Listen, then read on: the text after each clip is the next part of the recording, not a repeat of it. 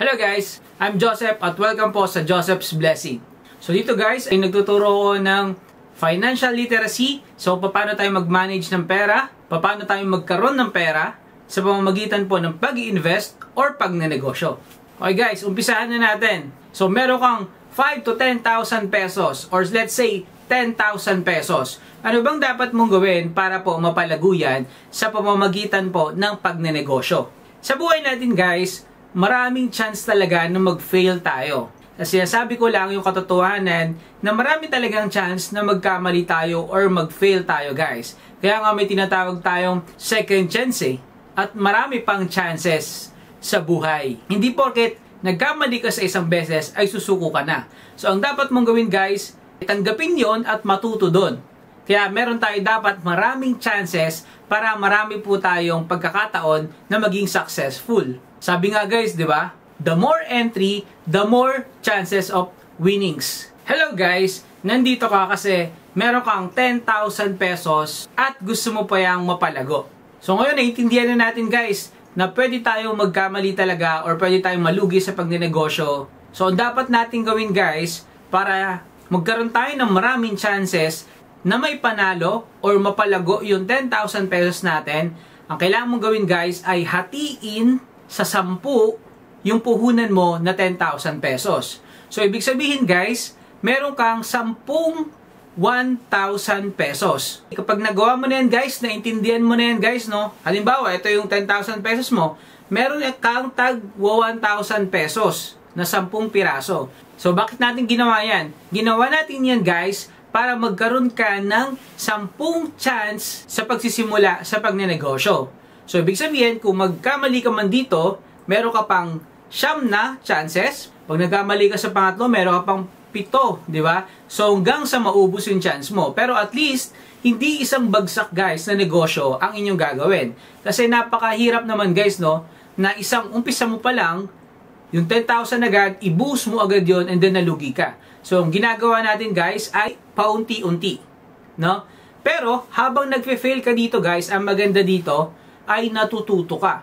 So, nagkamali ka halimbawa sa una mo, ano nga bang nagpagkakamali ko dito? Okay, hindi ko na uulitin yon. So, kapag nagkamali ko sa pangalawa, okay, hindi na ako uulit dyan. Hanggang sa, habang nagfe-fail tayo guys, ay natututo tayo. Guys, kung gusto nyo pong magka-blessing mula sa Joseph's Blessing, sagutin nyo lang po ang tanong na kung meron kang 10,000 pesos, anong negosyo ang gusto mong magkaroon ka? So, i-comment mo rin yan sa comment section dito sa YouTube at i-comment mo ang sagot din sa Facebook page. I-check nyo po sa description ng video na to yung link ng ating Facebook page. Mag-like and follow din po kayo dyan. Simulan na natin yung pangalawang step guys. Yung first step natin guys, yung paghahati sa 10. So the second step guys ay maghanap ka ng product na ibebenta mo. Uy, hindi ako magaling magbenta. Paano ba yan? Hindi ako magaling sa sales. Paano ba yan? Huwag ka mag-alala guys, dahil sa pagbebenta or sa sales guys, huwag ka dapat hard selling. So ano nga ba yung product na yan guys? Ganito ang gagawin mo. Maghanap ka ng product na wala sa Shopee pero nasa Lazada. Halimbawa ganito, itong takip ng camera guys, kunwari na-misplace mo or nawala mo yung takip ng camera mo. Meron ka mabibiling ganito sa Shopee, pero wala naman sa Lazada. Di ba? O kaya naman, meron ka mabibili sa Lazada, pero wala ka naman bibili sa Shopee. Or, parehas wala guys, pero meron sa marketplace. Or, nasa TikTok shop. So, ang gagawin mo guys, bibili ka ng takip sa Shopee at ibebenta mo sa Lazada. So, ang tanong, paano yun? Napakahirap naman maghanap ng something na wala dito, na wala dyan. Diba?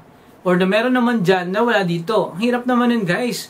Ang hirap naman nun. Kung dyan pa lang susukuan mo na agad yung pagnenegosyo mo, ay wala talagang mangyayari sa'yo.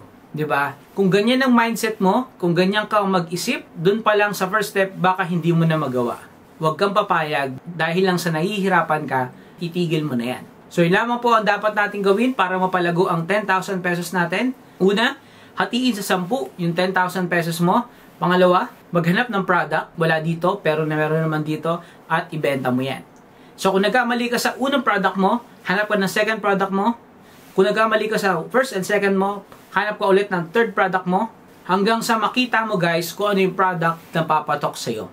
Inuulit ko guys, gaya ng sabi ko kanina, Hindi masama na malugi ka guys. Ang maganda kasi habang nalulugi ka ay natututo ka. Ay ganito yung nangyari sa akin. Nalugi ako kaya hindi na ako uulit. Para hindi ko na maulit yung pagkakamali ko yun. Para hindi na ako malugi doon. So yun lamang guys, maraming salamat sa panonood. Nawa may natutunan kayo sa ating video. Please don't forget to like, share, comment, and subscribe. And click the notification bell po with all para lagi kayo updated sa ating mga videos. Maraming salamat muli at God bless. Peace.